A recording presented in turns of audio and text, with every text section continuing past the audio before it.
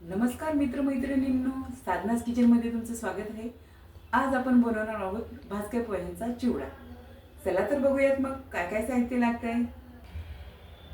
पाव किलो तेल, अर्धी वाटी सुके खोबरे, डाळ मोठी वाटी, एक मोठी वाटी शेंगदाणे, 5 ते 6 कढीपत्ता चे फांदी, 2 मोठी कांडी लसूण टेचून घेतलेला,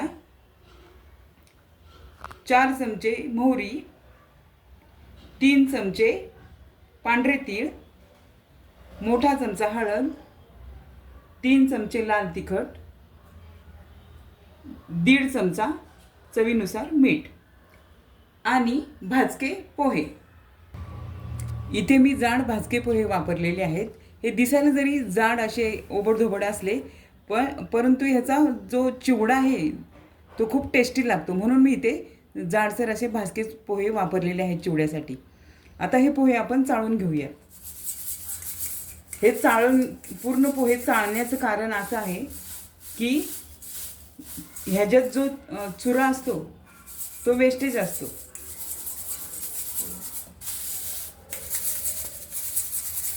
बघू शकता, हा असा चुरा यातनं निघत असतो, त्यामुळे ते पोहे पूर्ण चाळून घ्यायचे आपण. आता आपले इथे भाजके पोहे चाळून झालेले आहेत. आता आपण फोडणीची तयारी करूया.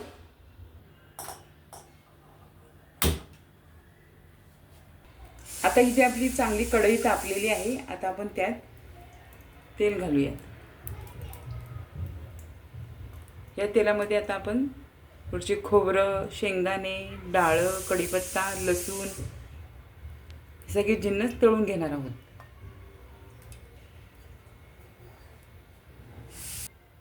आता आपले इथे तेल चांगल्या प्रकारे तापलेलं आहे. आता यामध्ये आपण खोबरं तळून घेणार आहोत, मीडियम गॅस करून.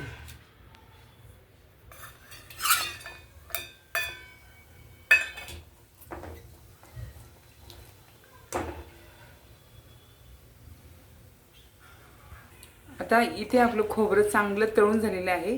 त्याचा कलर छान तळलेला आहे, कुरकुरीत असं तळलं गेलेलं आहे, बघू शकता.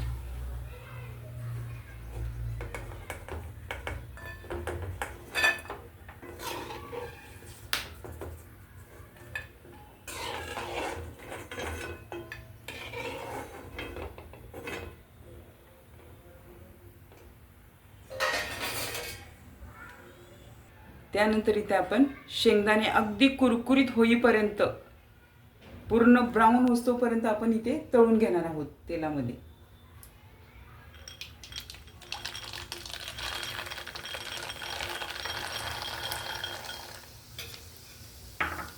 गॅस मीडियम ठेवायचा आहे. कंटिन्यू परतत राहायचे, म्हणजे करपणारही नाहीत आणि आपली शेंगदाणे छान कुरकुरीत होईपर्यंत तळले जातील. आता इथे बघू शकता, शेंगदाण्याचा कलर फार ब्राऊन झालेला आहे, म्हणजे आपले शेंगदाणे छान तळले गेलेले आहेत, कुरकुरीत झालेले आहेत. आता ते आपण काढून घेऊयात.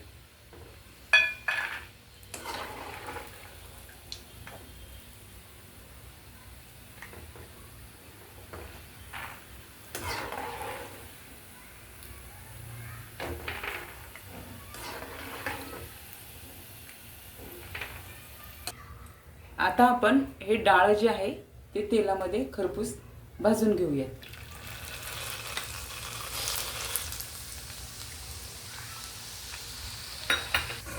आता हे डाळ जे आहे ते आपलं छान प्रकारे तेलामध्ये खमंग तळून झालेलं आहे, ते आपण काढून घेऊयात.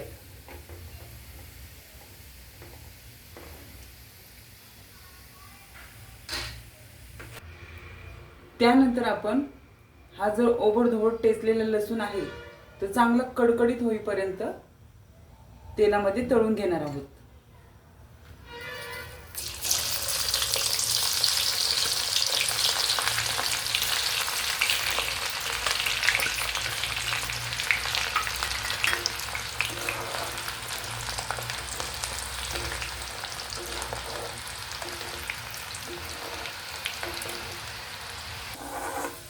आता इथे लसूण आपला चांगला तेलामध्ये तळून झालेला आहे, आपण तो काढून घेऊयात.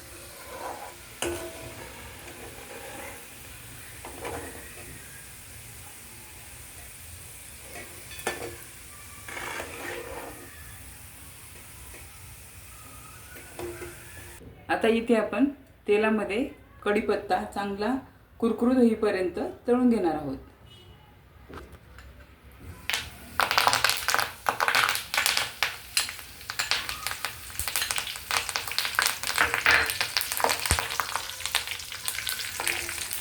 आता इथे आपला कढीपत्ता चांगला कुरकुरीत तेलामध्ये तळून झालाय, तो आपण काढून घेऊया.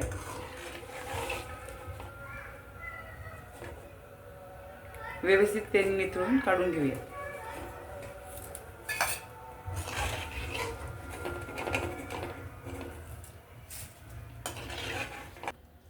मित्र आणि मैत्रिणींनो, हे आपले सर्व जिन्नस छान कुरकुरीत तळून झालेले आहेत. तर ह्यात तुम्ही आवडीनुसार हिरवी मिरची सुद्धा ॲड करू शकता, ते पण तिखट वापरून. थोडं तिखट आणि थोडी मिरची असं एकत्र टेस्ट पण खूप छान लागते. तर मी इथं फक्त तिखट वापरलेलं आहे. तुम्ही मिरची पण वापरू शकता आणि तिखटही वापरू शकता. इथे आपण सर्व जिन्नस तळायला जे तेल वापरलं होतं ते पूर्ण काढून घेतलेलं आहे. आता मी पुन्हा फोडणीसाठी तेच तेल यूज करणार आहे, दुसरं तेल यूज करणार नाही. मी ते तेल यूज करण्याचं कारण असं आहे की त्यात जे जिन्नस तळलेले आहेत आपण, त्यातला जो स्वाद आहे ते ह्या तेलामध्ये उतरलेला आहे, म्हणून हे तेल आपण वापरणं गरजेचं आहे. तर इथे मी 3 डाव तेल घेणार आहे हे ते फोडणीसाठी.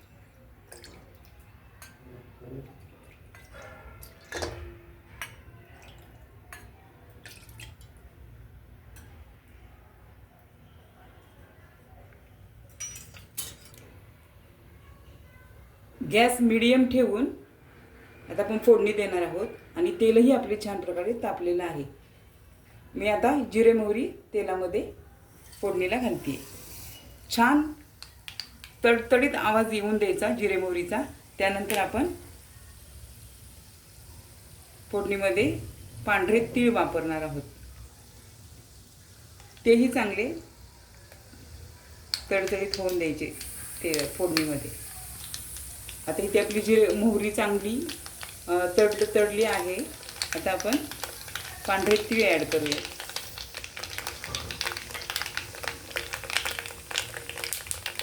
त्यानंतर आपण हळद ॲड करूया. आता मी गॅस बंद करतेय. आपण लाल तिखट ॲड करूयात. गॅस बंद करण्याचं कारण असं आहे की आपली जी हळद आणि तिखट आहे ते फोडणीमध्ये करपणार नाही.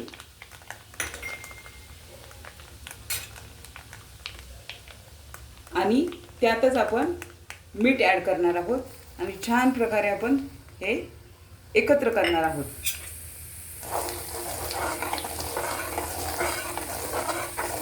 बघू शकता छान आपली फोडणी पण तयार झालेली आहे आणि छान सुगंधही खूप फोडणीला आलेला आहे. खूप स्मेल छान आलेला आहे फोडणीचा. आता आपली इथे फोडणीची तयारी झालेली आहे. आता आपण पोह्यामध्ये सर्व जिन्नस एकत्र करून व्यवस्थितपणे मिक्स करून घेणार आहोत. आता आपण हे भाजके पोहे तळलेल्या जिन्नसमध्ये एकत्र करूयात. हे सर्व थोडं गरम असं असतानाच एकत्र करण्याची गरज आहे. त्यामुळे पूर्ण फोडणी हे छान प्रकारे पोह्यांना लागतं आणि त्याची टेस्ट टिकून राहते. आणि आता हे सगळं आपण फोडणी पोह्यांवर घालूयात.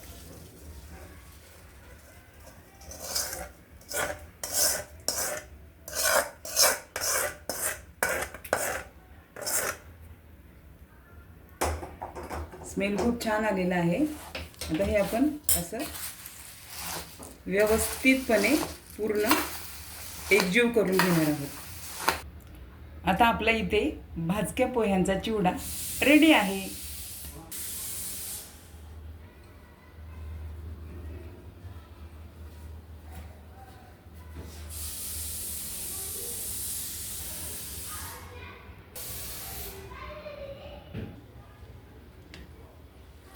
तर मंडळी, आपला इथं भाजक्या पोह्यांचा चिवडा रेडी आहे. हा पोह्यांचा चिवडा खूप टेस्टी लागतो. नक्की करून पहा. आणि व्हिडिओ आवडला असेल तर लाईक, शेअर, सबस्क्राईब करायला विसरू नका. तर भेटूया पुढच्या नवीन व्हिडिओमध्ये. तोपर्यंत बाय बाय.